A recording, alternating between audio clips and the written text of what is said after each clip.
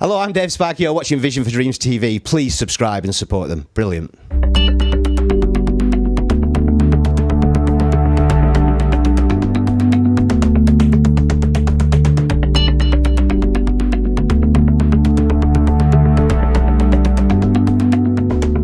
Gill with Vision4Dreams TV. We're here this evening at the Rose Theatre, Edge Hill, with Dave Spikey. Now, Dave's an award-winning comedian, so we're just going to have a chat with him this evening. Dave, thanks for joining us. Lovely. So you started off as a biomedical scientist and then moved into comedy. What was you moving to comedy? Well, if you've got a minute, I'll just tell you this. It's all about how life isn't pre-planned, how you come to crossroads and, well, T-junctions, aren't there? There's only usually two choices. And I was at school, and I come from a very working class background. My dad was a painter and decorator, my mum was a clerk, and he was self-employed, no job too small, estimates free, all that. And he was a great man, and he'd never ever got any qualifications whatsoever, but he decided he'd become self-taught, and so he got into the arts, and he got into reading, he got into literature, and he took us to museums and stuff. And I benefited from that as I went through life, because when I went to school I was always really good at English literature and composition, and quite creative, because the only thing we had in the house was a radio, wouldn't have a television, so it's all theatre of the mind and all that sort of stuff. And so when I was at school I did really well, and I was the first kid from our neighbourhood who ever passed the 11 plus at our school and went to grammar school, And then another few twists occur, and I'm at 16 and I want to do medicine. And my dad has an accident. He has to pack in work for 6 months, and I'm the breadwinner. I have to go to work. And a job comes up in the hospital laboratories. And I'm thinking, well, that'll stand me in good stead for when I resume my medical studies, if I ever get there.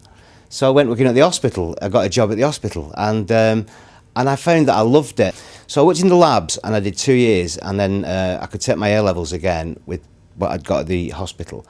And I got places at university, but actually I was enjoying it too much, and so I ended up being a biomedical scientist, and then another few twists, because I got involved in amateur dramatics. I'd never had any idea that I wanted to do anything like that at all, and so I started writing and directing pantomimes, and then somebody says to you, you're really funny, you should be a comedian, and you think, you're right, I'm hilarious, but I've never thought of that. Of course, then obviously it came Phoenix Nights with Peter Kay, didn't it? That catapulted your career. How did you feel then? It was great, it was like, I won the Northwest Comedian of the Year competition. It's a big deal, it still is, Jason Manford won it not too long ago, and Carolina Hurd had won it the year before me. And it was a fact that if you'd won it, in a later year you would host the final. And so I was hosting the final about 2 or 3 years later after I'd won it, and Peter Kay was in the final. And I'd never met him before. And the guy who was hosting it is a great guy, actually, in comedy. He's called Agraman, the human anagram, which is great, isn't it? And he promotes comedy all over the place. And he said, as you're this young lad from Bolton, go have a chat with him, because he was there really early, Peter, like I'd got there early because I'm comparing. Then we just found we had the same influences in comedy, in writers. It would be like Woody Allen and like Ronnie Barker. We loved all Ronnie Barker's stuff, Porridge and all that, and Mel Brooks, Blazing Saddles and stuff. And so we started writing almost immediately. But we did a couple of little things. Then we did a thing called That Peter Kay Thing, which was different episodes with different characters in them, not all linked at all. And then Phoenix Nights got commissioned off the back of one of those.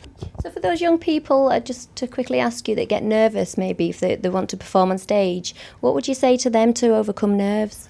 Oh, it's impossible really to overcome nerves. I mean, I've been doing it all this time. I'm nervous about tonight, and I think it's natural, and I think you've got to be nervous. If you went on completely complacent about it, it'll show. You'll lose your edge, you lose your sparkle, and the audience will pick up on it straight away.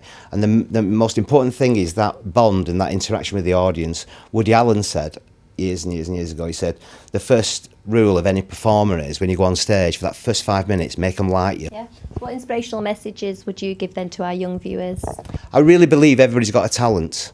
Whether it's, all right, I'm not talking like performance-wise or media-wise, I'm not talking about singing, or I know everybody wants X Factor and all that. Your talent might not be that. Your talent might be that you might be really good with your hands, so you might make a really good, you love working with your hands, so a joiner or a plasterer, or, I've got mates who are brickies and building workers who are brilliant at their job. It's a talent. It is a talent, that. Don't ever do that down. But it's recognising that talent. And then doing something about it, having the courage to do something about it when everybody else is going, oh, you can't do that, you can't do that. What, you want to be a writer, you want to be a painter, you can't do that. Yeah, you can do that if you really believe you've got a talent. But it takes you've got to take risks to do it. You've got to go against that public opinion, and you've got to take risks. And just be true to yourself and follow your own path, really. There's that song, and I do it on stage, actually, because I like analysing lyrics, that the killer's human.